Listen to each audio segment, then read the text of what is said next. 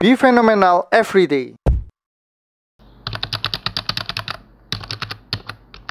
Hai guys, di video kali ini saya akan melakukan review salah satu emiten teknologi yang sudah sangat ditunggu-tunggu oleh investor di Indonesia, yaitu emiten GoTo atau Gojek Tokopedia. Nah, untuk teman-teman yang mau mengikuti IPO dari GoTo, teman-teman bisa melakukan order atau pemesanan book building melalui Indo Premier ya, atau iPod. Nah, ini adalah tampilan IPO GoTo di iPod ya. Nah, teman-teman bisa klik bagian order book building, order pemesanan, kemudian teman-teman masukkan ya jumlah lot, kemudian harganya berapa, tinggal swipe aja. Jadi itu sudah sangat mudah untuk melakukan pemesanan IPO. Jadi jangan lupa GoTo IPO, GoTo iPod ya. Oke, sekarang saya akan masuk ke review IPO dari GoTo ya. Nah, sebelum memutuskan untuk melakukan pemesanan IPO, teman-teman wajib untuk membaca terlebih dahulu prospektusnya ya. Jadi supaya teman-teman bisa mengetahui isi dari perusahaan tersebut. Di Indo Premier ini enak sekali karena sudah ada menu ya untuk prospektus. Jadi tinggal kita klik, kita sudah bisa mendownload dari PDF-nya. Ini adalah jadwal sementara dari IPO GoTo, yaitu masa book buildingnya tanggal 15 hingga 21 Maret 2022, kemudian offeringnya masa penawaran umum 29 hingga 31 Maret 2022. Jadi ini penawarannya tidak terlalu lama ya, cukup singkat. Kemudian perkiraan tanggal pencatatan di bursa yaitu tanggal 4 April 2022. Nah, ini GoTo. Di sini kita bisa melihat ya kegiatan usaha perusahaan induk dan penyedia platform digital yang integrasikan on-demand service, e-commerce, produk digital, serta financial technology services secara langsung maupun tidak langsung melalui entitas di dalam perusahaan. Kantornya di Jakarta ya, kantor pusatnya. Di sini ada sebanyak-banyaknya 52 miliar saham seri A ya. Nah, ini penawaran umumnya 52 miliar yang merupakan saham baru dikeluarkan dari portfolio.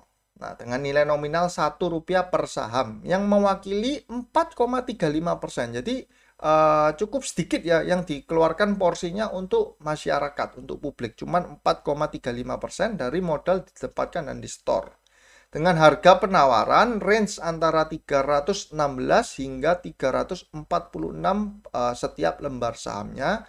Sehingga dana yang dihimpun itu 17,9 triliun ya. Jadi dia tidak terlalu agresif ya mematok dana yang dihimpunnya 17,9 triliun ya, kurang lebih 18 triliun lah. Kemudian ini ada keterangan-keterangannya dan di sini ada kata-kata seperti ini ya. Sehubungan dengan penawaran umum perdana saham, emiten akan menerbitkan saham baru sebesar sebanyak-banyaknya 1,5% ya, 1,5% setiap tahun untuk jangka waktu 10 tahun setelah tanggal efektif ya. Jadi sesudah IPO ini emiten juga akan menerbitkan saham baru ya sebanyak 1,5% setiap tahun selama 10 tahun ya. Nah, jadi dia akan tetap mencari dana juga ya selama 10 tahun ke depan. Untuk penjamin pelaksana emisi ada Indo Premier ya, iPod, Mandiri dan Trimegah. Kemudian rencana penggunaan dana. Seluruh dana hasil penawaran umum setelah dikurangi dengan biaya emisi ya dan akan digunakan untuk modal kerja ya dan melakukan peningkatan penyertaan pada perusahaan anak, entitas anaknya yang akan digunakan juga sebagai modal kerja. Entitas dan perusahaan anak menggunakan modal tersebut untuk mendukung strategi pengembangan bla bla bla bla bla bla bla. Intinya adalah 30% digunakan emiten, 30% untuk Tokopedia, 25% untuk DAB atau GoPay ya. Ini yang bagian finance-nya dia ya, GoPay. 5% bagian dari GoFinance ya, PT MAB. Kemudian 5% untuk Gojek yang di Singapura ya, VDG SGate Ltd. Dan 5% untuk GoViet. Ini Gojek yang ada di Vietnam.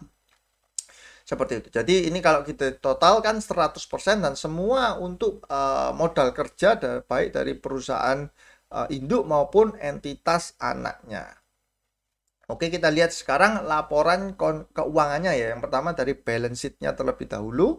dinyatakan dalam jutaan rupiah ya. Kita bisa melihat secara aset dia 2018, 2019, 2020 ada peningkatan, kemudian 2021 ya ini mau IPO makanya ada kenaikannya signifikan ya, sehingga secara asetnya 148 triliun. Nah, ini angka yang fantastis ya menurut saya, sangat besar untuk perusahaan yang tipenya itu perusahaan teknologi, di mana biasanya perusahaan teknologi itu kan equity-nya kecil, asetnya itu kecil karena berupa program kan, berupa aplikasi kan yang dia punya. Sedangkan aplikasi itu kan harganya kalau di laporan keuangan kan kita susah ya untuk merefleksikan harganya, makanya biasanya kecil. Tapi di GoTo ini equity-nya itu sampai 130 triliun. Ini dalam jutaan rupiah ya, artinya 130 juta ditambah nolnya 6 lagi, berarti 130 triliun secara ekuitasnya. Ini besar banget. Kalau kita bandingkan dengan dana yang dihimpun, itu cuman 18 triliun ya. Jadi kecil, ya memang 18 triliun angka yang besar, tapi kalau kita bandingkan dengan equity-nya jadi terlihat kecil ya, dana yang dihimpun, cuman 4% saja. Kemudian kita lihat dari ringkasan laporan laba ruginya, secara pendapatan bruto ya atau gross, biasanya kita sebut ini apa? Gross revenue ya. Gross revenue-nya dia itu di tahun 2018 4,2 triliun, kemudian 2019 8,7 dan di 2020 8,4 triliun ya.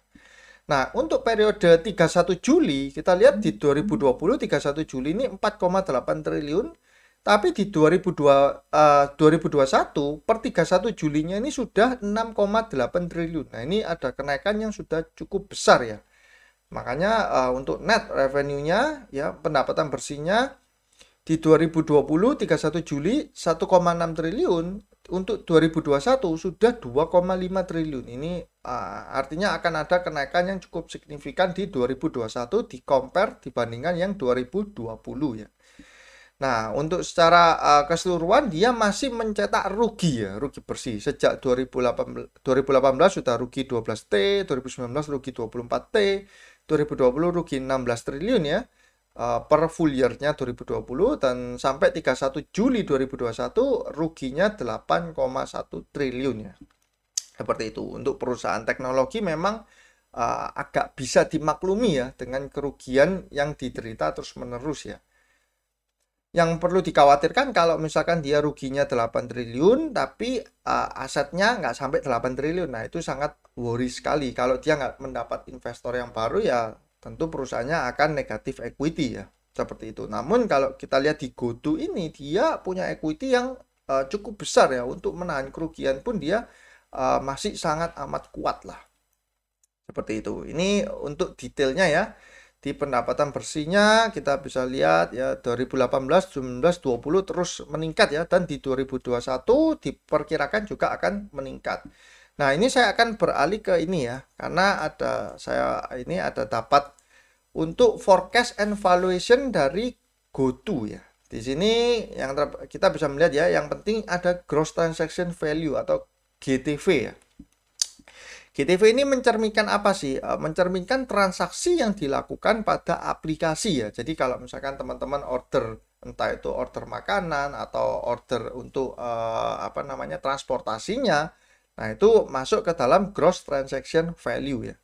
Nah, kita bisa melihat di sejak 2018 itu ini angkanya dalam miliar ya, dalam rupiah billion, artinya dalam satuan miliar, 82.000 miliar artinya 82 triliun. Gross transaction value tahun 2018 meningkat menjadi 169 triliun dan di 2020 meningkat menjadi 172 triliun ya. Nah, ini ada peningkatan, dan di 2021 ini kan masih projection period ya. Mereka menargetkan peningkatannya hingga 459 triliun ya. Seperti itu. Kalau kita cermati tadi ya, di mana pendapatan bersihnya yang sudah terjadi ya hingga 31 Juli itu naiknya signifikan kan, dari pendapatan bersih. Kalau di yang ini itu adalah di bagian net ya, net revenue ya, ini ya di bagian net revenue. Jadi gross transaction value, kemudian dia gross revenue-nya berapa atau pendapatan kotor dikurangi biaya promosi menjadi pendapatan bersih. Seperti itu. Kalau dia asumsikan pendapatan bersihnya meningkat jauh ya dibandingkan 2020, maka angka ini itu bukan angka yang tidak realistis ya. Dimana dia net revenue-nya diperkirakan 2021 mencapai 6,2 triliun ya. Seperti itu. Nah, ini dia proyeksinya. Nah, ini kita bisa melihat bahwa secara pendapatan kotornya itu kurang lebih ada di angka 4% terhadap gross transaction value. Ini ya, take rate-nya ini loh. Dia itu sekitar artinya di tahun 2020 ini 8,4 triliun. Ini setara 4,8% dari gross transaction value 172 triliun. Promotion to customer, nah ini biaya promosi yang kita sukai ya, gimana kalau kita mau beli pesan makanan atau apa, ada diskon segala macam ya, biaya promosi untuk customer itu sampai 5 triliun. Memang industri ini kan industri yang padat modal ya, dimana bakar duit lah itu menjadi nomor satu ya. Karena kenapa? Karena kalau misalkan nih, kalau kita sebagai user pun, misalkan ada beberapa aplikasi, kalau kita satu order makanan lewat aplikasi A dapat diskon 50%, lewat aplikasi B tidak dapat diskon, ya tentu kita pasti akan order lewat aplikasi A yang kasih kita diskon kan. Makanya promotion to customer ini mereka tidak akan hilangkan ya. Ini bahkan mereka terus menambah budgetingnya, ini perkiraan proyeksinya dari 2 triliun menjadi 6,3 triliun. Ini 2020 sempat turun 5 triliun ya. 2021 akan ditambah lagi kurang lebih menjadi 10,9 triliun, 15 triliun, 20 triliun, 24 triliun. Itulah sebabnya mengapa biaya promosi ini susah untuk dihilangkan. Ya karena kultur dari masyarakat sendiri kan ya lebih baik pilih yang aplikasi yang ada promonya. Jadi walaupun dia menguasai market share, tetap dia akan memberikan promo seperti itu. Net revenue-nya kita bisa melihat ya 1,4 triliun, 2,3, 3,3 triliun. Nah, ini diproyeksikan 6, 10, 18, 28. Secara net revenue terhadap gross transaction value itu kurang lebih di angka 1,3 sampai ya kurang lebih 1,5% lah ya rata-ratanya terhadap gross transaction value. Ini cost-nya, bebannya sekian ya, sehingga gross profit-nya, pendapatan kotornya di 2020 ini dia sudah ada sudah surplus ya di 2020 889 miliar. Nah, ini 2021 juga sudah diperkirakan surplus terus-menerus ke belakang ya. Namun ada biaya marketing, biaya sales dan marketingnya yang belum ditulis di sini dibebankan. Dan nah ini ada G&A. G&A ini adalah General and Administrative atau biaya umum dan biaya umum lah ya, biaya umum.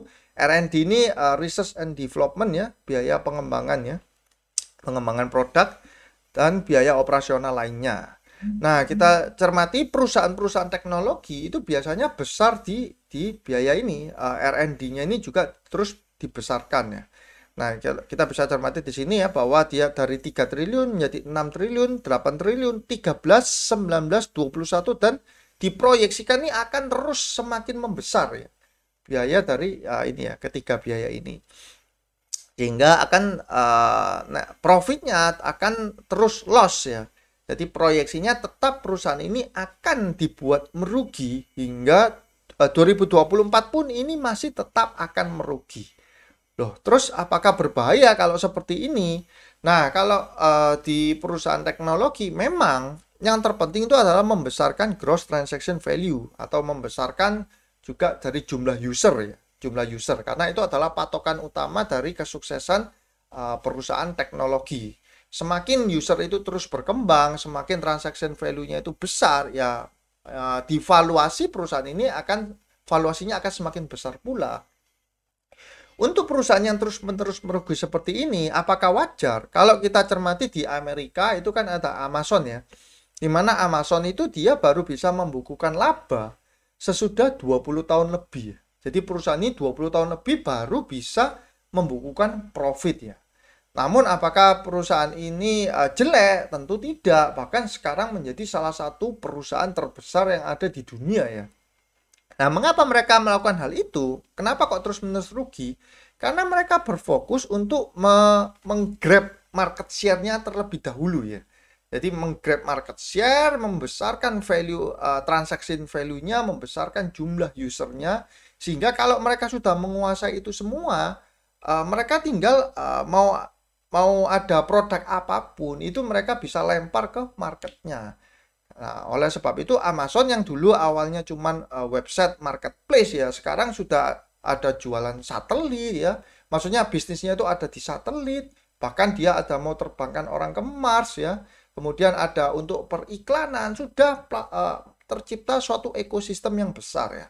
Dan Gojek Tokopedia ini saya lihat juga dia kan sudah mempunyai ekosistem ya, di mana untuk marketplace dia sudah ada Tokopedia, untuk logistik dia sudah punya juga ya dari Gojeknya, untuk pengiriman dan berbagai layanan untuk retail itu di Gojeknya sudah tersedia. Kemudian untuk financing dia juga sudah punya, portal pembayaran juga sudah ada. Jadi dia memang mengembangkan untuk secara ekosistemnya dari GoTo ini. Mengapa kok ini jadi perusahaan ini walaupun merugi terus, selama proyeksinya ini bisa terpenuhi, maka valuasinya akan terus membesar ya. Seperti itu ya. Oke, terus ini adalah pemegang sahamnya ya sebelum IPO ya, sebelum IPO ini. Nah, ini ada nama-namanya Andre Sulistyo, Kevin Brian, William Tanuwijaya, Melisa bla bla bla. Bahkan ada Pak Garibaldi Thohir ya di sini ya.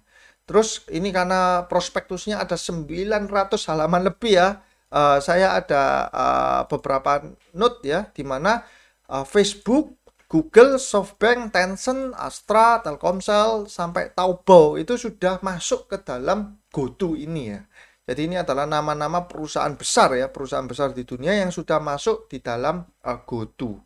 Nah, Taobao sendiri saya masih ingat dulu waktu sempat berjualan ya baju itu dari China itu tahun berapa? Masih 2000-an ya, 2010 kalau nggak salah, 2010 2011 itu website ini sudah ada ya untuk beli barang atau impor barang dari China ya. Sekarang menjadi salah satu perusahaan raksasa di China. Nah, jadi sudah masuk perusahaan-perusahaan besar di GoTo ini. Kemudian ada pembatasan penjualan saham ya. Di sini sesuai POJK bla bla bla bla, pemegang saham seri B dilarang mengalihkan sebagian atau seluruh kepemilikan ya, dimiliki selama 2 tahun sejak tanggal efektif. Nah, ini nama-namanya yang keluar sesuai dengan pasal 6. Setiap pemegang saham seri A sebelum penawaran umum perdana, sebelum IPO, dilarang mengalihkan sebagian atau seluruh kepemilikan saham seri A yang dimilikinya sampai dengan 8 bulan sejak tanggal efektif ya. Nah, jika nilai buku per saham yang dilaporkan berdasarkan ini lebih rendah dibandingkan harga penawaran. Nah, ini cukup umum ya untuk IPO sekarang ini kan dibuat seperti itu. Sekarang untuk summary-nya, Gojek Tokopedia atau GoTo ini jumlah saham yang ditawarkan ada 52 miliar lembar ya, setara 4,35% dari modal tempatkan dan di store, dengan harga range 316 hingga 346. Kalau asumsi yang saya pakai 346 atau tertinggi harganya yaitu 17,9 triliun. Jumlah saham sebelum IPO 1,1 triliun, sesudah IPO 1,195 triliun. Tidak terlalu banyak perubahannya ya, karena cuma 4%. Equity-nya di 2021 sebesar 130,5 triliun ya. Sehingga dia book value-nya 114, price book value-nya 3,03. Nah, ini mungkin akan ada orang-orang yang bilang bahwa loh, perusahaan teknologi kok dihitung book value-nya segala macam. Ya, saya masih pakai hitungan konservatif ya. Tetap saya juga mempertimbangkan karena di perusahaan-perusahaan di Amerika pun kalau teknologi seperti Amazon, kemudian ada Baba ya, Alibaba pun itu kalau kita hitung valuasinya secara konvensional pun itu masih bisa ya. Tidak harus perusahaan teknologi itu price book value-nya 100 kali, 200 kali ya. Enggak, kenyataannya tidak seperti itu ya. Nah, laba bersihnya masih minus ya untuk per Juli 2021, sehingga kalau disetahunkan juga masih minus 14 triliun. EPS-nya tentu karena labanya minus ya, EPS-nya juga ikut minus sehingga PE ratio-nya juga ikut minus. Nah, saya ada buatkan untuk sajikan datanya ya, di mana Amazon itu price book value-nya 10,71 dengan PE ratio 52,9 ya. Gross transaction value dari Amazon itu ada di 600 miliar dolar atau setara 8.700 triliun ya. Ini sangat besar ya. Kalau di forecastnya yang di ini GoTo ini dia 2021 itu 459 triliun ya. Kalau Amazon sudah 8.700 triliun. Jadi nggak sampai 10% ya, mungkin sekitar 6%-an ya. Baru 6%-an dari Amazon. Namun market cap-nya pun jauh berbeda, di mana market cap Amazon itu sudah mencapai 22.765 triliun. Wah, ini luar biasa, keterlaluan ini ya.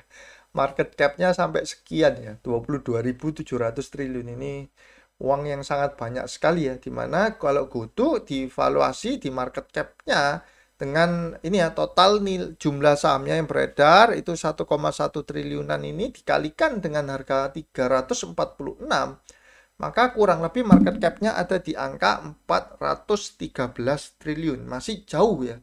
Jadi masih kalau memang GoTo ini bisa terus mengembangkan nilai transaction value-nya semakin besar, maka market cap-nya pun juga akan bisa sangat mungkin terdongkrak naik. Seperti itu. Terus ini saya sajikan juga data dari Baba ini, Alibaba ya, price book value 1,8 dengan PE ratio 12,03. Nah, Baba ini memang kan lagi rendah ya, lagi rendah secara valuasinya. Kenapa? Karena kan ownernya sedang bermasalah dengan pemerintahnya ya. Sehingga menyebabkan, ya itulah teman-teman mungkin juga sudah mengikuti ya beritanya, harga sahamnya pun drop tajam ya. Dari 300-an sekarang kan tinggal 70-an. Tinggal seperlimanya saja. Terus gross transaction value Alibaba ini ada 17.900 triliun, cukup besar ya, dengan market cap 4.190 triliun. Ya, ini nggak sama. GoTo masih 10%-nya saja ya. Jadi masih kecil sekali secara market cap. Nah, apakah saham ini layak untuk diikuti IPO-nya? Kalau memang teman-teman percaya ya dan yakin dengan Gojek ataupun Tokopedia, dimana sebenarnya sekarang ini kan Gojek ini juga top 3 ya, top 3 pemegang market share ya untuk jasa untuk layanan di bidangnya, dan Tokopedia bahkan nomor 1 ya secara market share ya untuk marketplace. Ya kalau teman-teman percaya bahwa mereka akan terus berkembang, maka ini adalah suatu pilihan yang bagus ya. Dimana kalau kita mau berinvestasi di teknologi, lebih baik kita berinvestasi langsung dengan ibaratnya itu yang leading market share-nya. Karena industri ini sangat brutal ya. Kalau misalkan kita berinvestasi tidak di yang topnya, peluang perusahaan-perusahaannya ini ibaratnya untuk nggak kuat modalnya untuk menanggulangi, kan ini harus bakar duit kan. Dia harus biaya promosinya begitu besar, research development-nya begitu besar. Kalau tidak di yang nomor 1 market share-nya, nah itu tentu akan sangat lebih beresiko ya. Nah itu yang bisa saya sampaikan untuk IPO GoTo seperti ini. Nah saya sendiri pun juga akan mengikuti ya IPO dari GoTo, karena saya juga melihat di mana Amazon sendiri ketika IPO saat itu, kalau saya nggak salah ingat, itu harganya masih $1,5 kalau saya nggak salah ingat ya. Jadi Amazon pertama kali IPO itu sudah harganya masih $1,5, dan sekarang harga sahamnya sudah hampir $3.000 ya. $3.000. Jadi dari $1,5 menjadi $3.000 sekarang ini. Memang dalam waktu itu kurun waktu yang cukup lama ya. Dan Amazon sendiri seperti yang tadi saya bilang bahwa dia butuh 20 tahun lebih untuk membukukan profit ya. Tapi dia sekali profit, ya sudah ibaratnya dia sudah memiliki market share-nya, ekosistemnya terbentuk, ya dia tinggal lempar berbagai layanan ya ke dalamnya. Seperti itu. Nah, semoga dari Gojek dan Tokopedia ini juga bisa meningkatkan transaction value, meningkatkan user. Dan kalau kita cermati di awal bahwa perusahaan ini pun sudah berekspansi ke luar negeri ya. Ada yang di GoViet ya, ada yang di Vietnam, di Singapura ya. Nah, tentu itu adalah salah satu cara mereka untuk mengembangkan bisnisnya.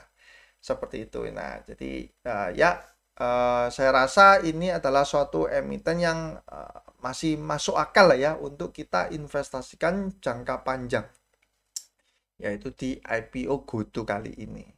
Oke, cukup sekian untuk videonya teman-teman. Jangan lupa ya kalau misalkan mau mengikuti IPO dari GoTo bisa lewat Indo Premier atau iPod ya teman-teman. Tinggal klik bagian order book buildingnya, kemudian yang teman-teman tinggal masukkan ya harganya, jumlah lot yang diinginkan, tinggal swipe dan itu sudah beres. Jangan lupa juga untuk teman-teman kembali membaca terlebih dahulu ya prospektusnya, karena di prospektus ini sebenarnya tercermin semua ya, walaupun ada banyak sekali lembar halaman yang harus teman-teman baca. Tapi teman-teman bisa baca lah ya. Mungkin yang terpenting adalah di laporan keuangannya dari perusahaan ini, atau siapa saja yang sudah masuk ya, berapa besar dana yang dihimpun dan segala macamnya.